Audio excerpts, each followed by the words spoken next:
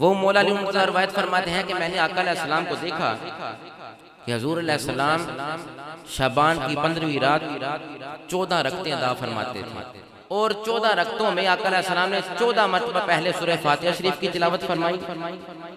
پھر 14 مرتبہ میرے آقا علیہ السلام نے سورہ اخلاص شریف کی تلاوت فرمائی، پھر 14 مرتبہ میرے آقا علیہ السلام نے سورہ فلق شریف کی تلاوت فرمائی۔ مولا علی مرتضیٰ فرماتے ہیں پھر آقا علیہ السلام نے 14 مرتبہ سورہ والناس کی تلاوت فرمائی، اور 1 مرتبہ آیت الکرسی پڑھی، اور بعد میں آقا علیہ السلام نے یہ آیت مبارکہ تلاوت فرمائی،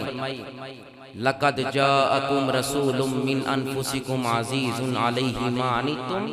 حَرِيصٌ عَلَيْكُمْ بِالْمُؤْمِنِينَ رَءُوفٌ رَحِيمٌ بالمؤمنین رؤوف الرحیم